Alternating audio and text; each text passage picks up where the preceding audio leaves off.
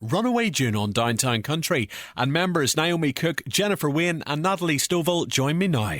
Ladies, first things first, back in May, Hannah announced that she was leaving the group to spend time with her husband and family in California, and as they say, you know, every cloud has a silver lining. Her departure has now seen Natalie join the band, and it's kind of funny in a way how things have worked out, because Jennifer, I believe that you and Natalie go all the way back to the Natalie Stovall and the Drive days. I was actually her record rep. And so I believed in her so much for so long. And I know Naomi has too. So it's just been the biggest blessing. And Natalie, you know, for yourself to come into such a successful, talented band, it must be like winning the lottery. I literally went from just doom scrolling on my phone of all the articles of what was going on in the world and being panicked myself of what in the world's going to happen now, to overnight my life just changing for the most amazing reasons. And it was a very welcome blessing in my life when they called. And the new single is We Were Rich. And I've got to say, in particular, Naomi, having listened to your absolutely fascinating conversation with Bobby Bones, who obviously has been a big supporter of every one of you guys over the years, I was, you know, surprised to learn that this song was written by Ross Copperman, Ashley Gorley and Nicole Gallion, because it just seems so relatable to your story. All three of us just started crying when we heard the song, and our publisher was in the room, and it kind of reminded me of the Miranda Lambert song, The House That Built Me, where everyone has a house or an apartment. No matter who you are, you had a place that built you that you remember as a child, and that song made us all feel that way. So I relate to a lot of the lines in there. The one bathroom sink, we only had one bathroom growing up, and I have 10 brothers and sisters, and we played outside, and it just was one of the most beautiful pictures of my childhood that I'd ever heard before. So yeah, it feels really good to have that song in our pocket. I mean, I could spend 20 minutes talking to you about your life, everything from being a deckhand on a boat in Alaska. It's like a movie. Yeah, I've had an eventful life. You know, it comes from my parents were hippies, and we were kind of just told to like go out and grab life. So I just said yes to things from a young age, and it led me here. It led me to Alaska, and meeting a lot of wonderful people, and it also led me to be the lead singer of Runaway June. So literally just before we started chatting here, myself and Natalie and then Jennifer, we were talking about the fact that you are working on a Christmas EP at the minute. So tell me about how's that coming along, and why? Whose decision was it to sort of introduce this band, the new trio, with a Christmas EP?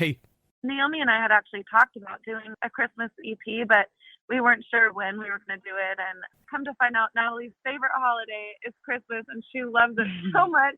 She was like, oh my gosh, yes. And it was really I cool honestly think that's what made her join the band, is because she so much. As soon as we said, and we are working on a Christmas EP, she was like, I'm in, sign me up.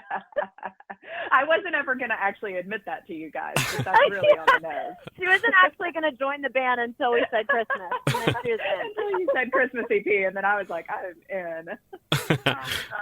And you've also just recorded a collaboration with Josh Turner for his new record. We didn't know if Josh was going to continue to do this. Everything went on pause when COVID hit, and it was like a skeleton crew. Everyone was, you know, pumping hand sanitizer and wearing masks, but we got it done, and so the music will prevail.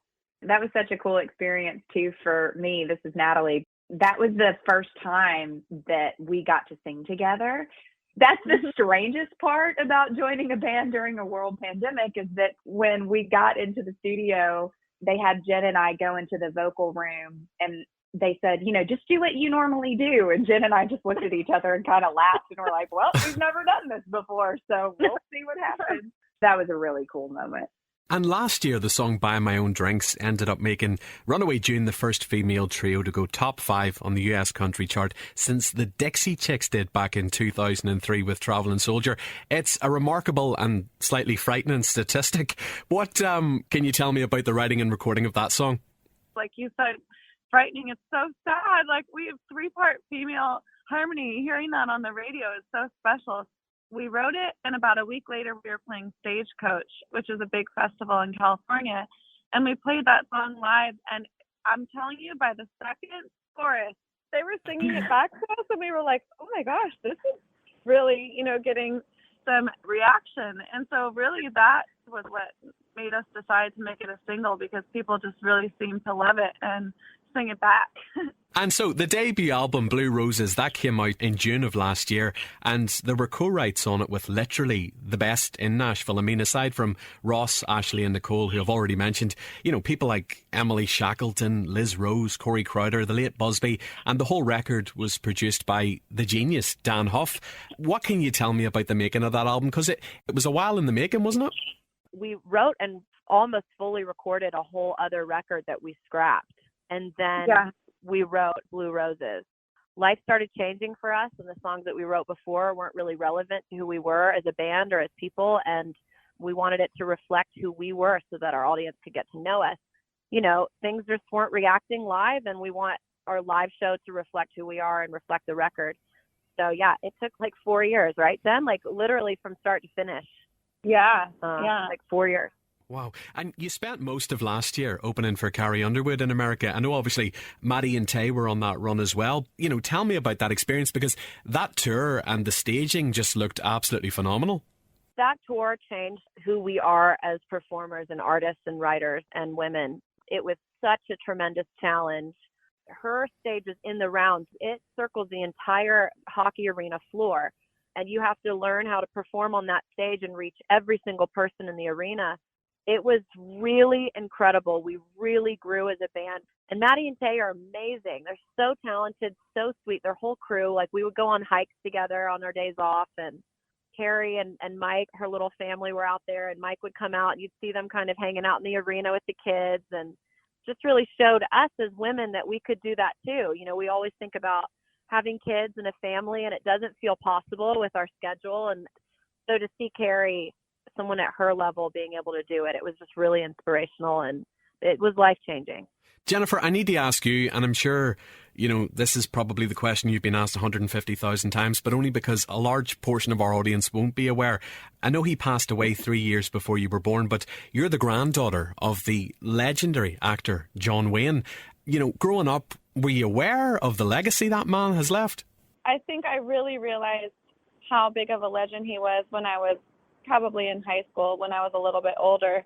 Naomi always thinks this is so funny, but when I was little, I would just ask other kids, like, oh, what channel is your grandpa on? And like, they looked at me like I'm crazy. But, you know. Very popular on the playground. You know, I was fascinated to learn that you were a professional tennis player, and then you formed a band with some other pro tennis players, and you would perform at tennis tournaments. Europe was where we first started. My ex-boyfriend, he was a pro tennis player with his twin brother, and we just started a band together called the Bryan Bros Band, and all the little tennis tournaments we would get out there and play, and that's where I got my confidence to play live. And Natalie, I know you had the chance to play the fiddle on stage with the now late Charlie Daniels, which, I mean, A, what an incredible memory, but how lucky for that performance to be captured on film. First of all, the fact that he asked me to play the most iconic fiddle song ever written, it was amazing. And I'm so thankful that that moment was captured and that I can relive it. And it was cool too when a photographer reached out to me and said, hey, I've got some amazing photos from that night that I don't think you've ever seen. And he sent them to me, and what a gift that is to have from that evening. You know, I've never seen these photos before, and I can't wait to blow them up and frame them and put them on my wall. Wow. And final question, ladies. I know back in March you played C2C in Berlin and Amsterdam. You performed at the festival in London last year. So overall, what has your C2C experience been like? And is there any chance with the rescheduling going on at the minute you may be playing C2C Dublin next year? We were so in shock the first time we played because people knew every single song. Where, you know, you play in the States and they know your singles, but it's like people in Europe really love music and they really appreciate it. We were so overwhelmed. You know, COVID happened this year, but we are dying to come back. And I almost think it's a blessing because I think that we were supposed to come back with Natalie. So that's why this year didn't work, but it's okay because next year we will be back with her. I can't wait for that too. Ugh. Ladies, thank you so much. I mean, the new single, We Were Rich, the album Blue Roses, Runaway June, I wish you every success for the future. And God knows, like with your talent and your persistence, you deserve it. Thanks very much. Oh, thank you so much. So much.